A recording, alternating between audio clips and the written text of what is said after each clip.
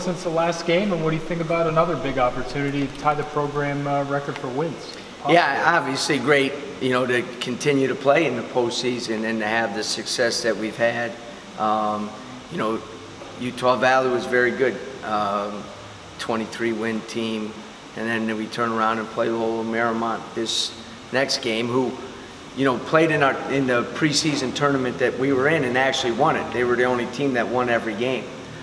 They beat Georgetown when they played them. So from a tough conference, have been playing extremely well. I think they've won 6 out of the last 7 games.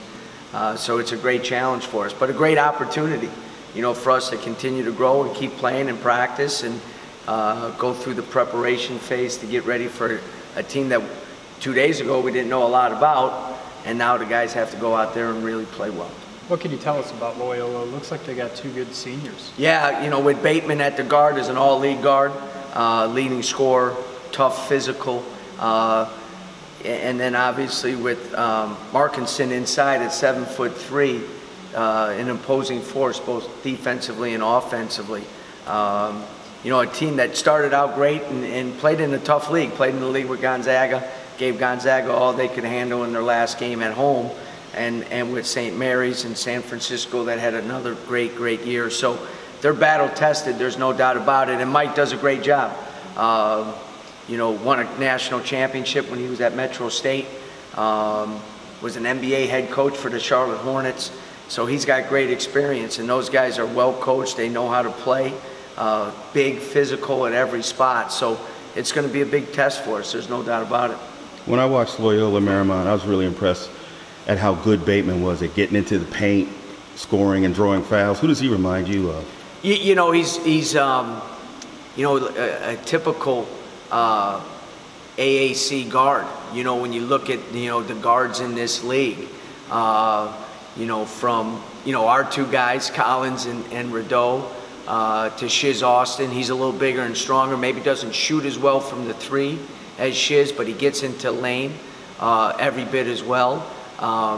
We have to do a great job on him because he's not only a guy that can score, but he creates so many problems because of his penetration. With their size around the basket, he can drop the ball off. They're a very good passing team. It's a team that defensively in every phase, we got to do a great job in transition. We got to do a great job guarding the basketball. They'll set a lot of ball screens, so our ball screen coverage has to be good. And the difference with a team like this is they have the ability to score in the post from 3 positions, from their 5 spot, from their 4 spot, and because Bateman is so big and strong, they post him up as well. So it'll be a big challenge for us. Defensively and rebounding-wise, we're going to have to be at the top of our game. Tempo-wise, they're kind of slow and deliberate. Could this be one of those games where the first to 60 wins? As long as we're the first to 60, I'd like that. But yeah, they're so good defensively. They were the best defensive team in that league. And as I said, that's the league with St. Mary's, with Randy Bennett, who's one of the best coaches in the country, and everybody knows how good Gonzaga is. So they do a great job of controlling the tempo. But they can get out and run when need be as well. They have the athletes to be able to do that, and Bateman is obviously extremely fast in the open court. So they're a team that can play a lot of different ways, but their defensive numbers are as good as anybody's we faced all year long. There are 350 teams in Division I, something like that. Yep. You're one of a couple dozen still playing. How rewarding is that? It's rewarding. I always say, I've said to you guys in the past, if 24 months ago you would say that on March 27th we'd be practicing and getting ready for a game and playing a game, I'm not sure anybody would have believed me. I'm not sure I would have believed myself. But we've made great strides. We really have, and the credit goes. I have a great staff, and the credit goes to our players because they've believed in it. There was times, when we had some injury bug and not playing as well. Guys, it's a long season. We're 21-13. I'm not great at math. This would be our 35th game. That's a long season. When you start practice in September now and all that. But our guys have, when it was time to grind it out, they've grinded it out. When it was time to, kind of jumpstart it with some a new positive vibe. They've been able to do that. And you have to have great leadership to do that. And I think with David and LaQuincy and TJ, obviously TJ is senior, but those other two guys are evolving into the type of leaders that great programs have. What does it say about the program? I mean, this is, I think, the first time, and somebody can correct me if I'm wrong, that USF has been to a Final Four of any tournament. What does it say about the progress of the program? Well, you know, again, we have, you know, goals and aspirations for more than what we're achieving right now. But as I always talk about, there has to be a process and a progress, and this is a very, very good step for us. Again, any type of experience that you go through in playing in a postseason where if you lose, you're done, or now if you're playing one game to get into a championship series, you can talk about it, you can show film on it, you can, you know, but unless you live through it, there's nothing like it. And I think our guys understand that, and as a staff, because we've been through it at different schools, it's very important.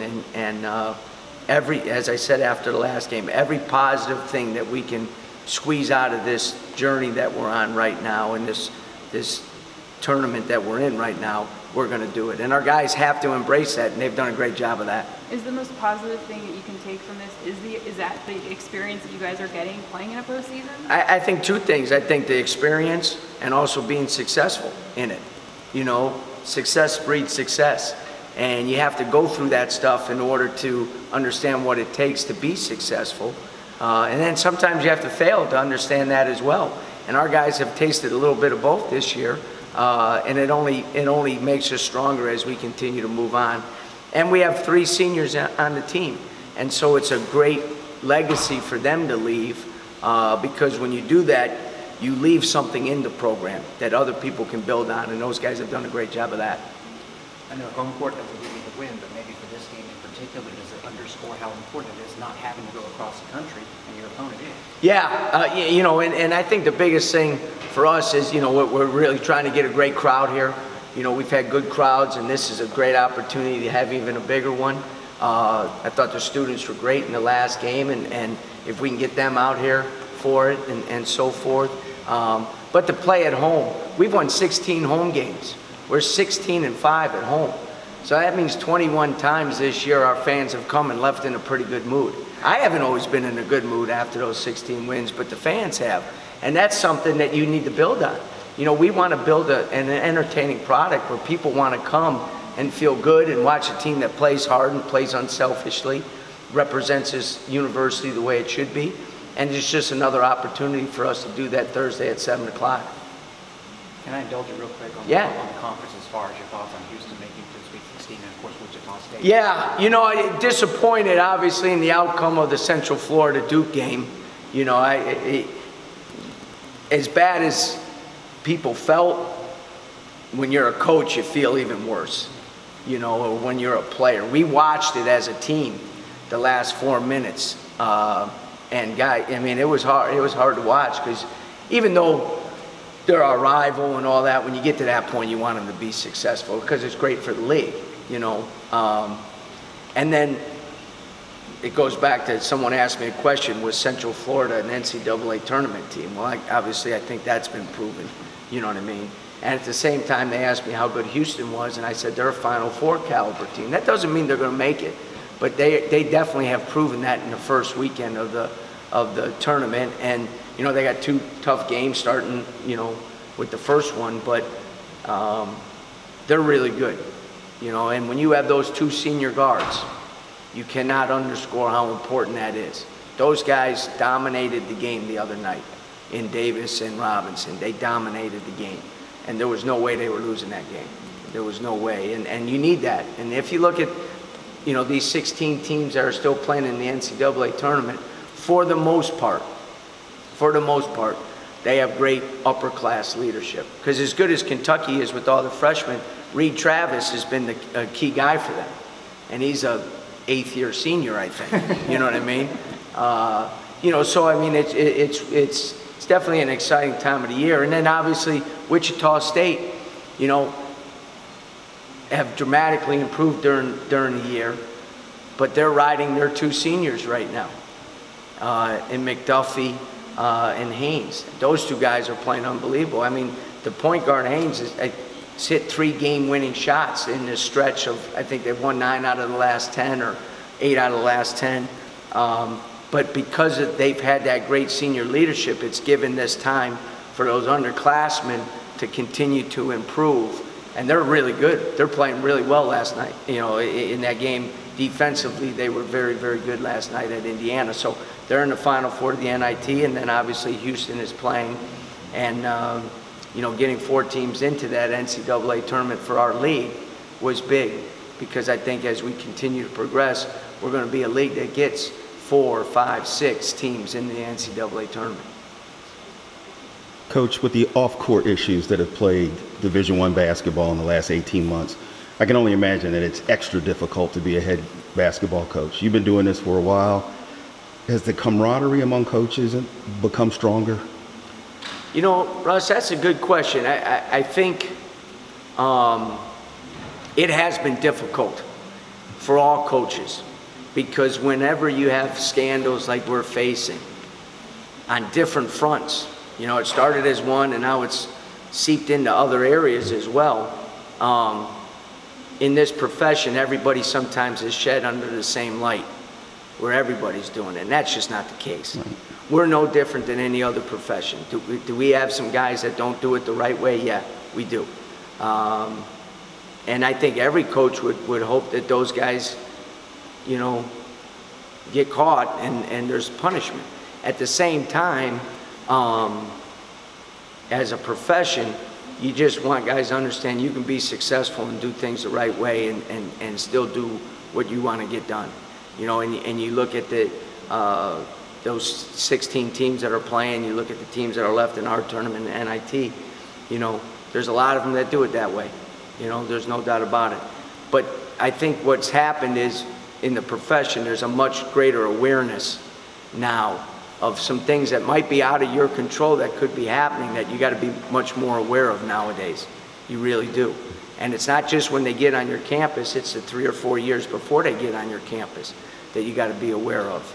And you got to, you know, make a determination if there's question marks out there, is it worth it? You know, is it worth it? And at the same time, in this profession, you're seeing guys lose their job after being on the job for 2 or 3 years. You know, and that's never happened before. You know, Wofford had a great year. Tremendous team. And I saw something where Mike, the coach there, Mike Young, the coach there, his first 6 years, they never had an over 500 record. Well, he wouldn't be coaching at Wofford anymore in this day and age. You know what I mean? And that's, you know, again, it is a business, and everybody understands that. And, you know, you just, there is a camaraderie among coaches, and I do think it's been strengthened by some of the adversity that the profession has faced over the last 18 months. God, we're hitting every subject. What else? What else? Got nothing. All right. Yeah.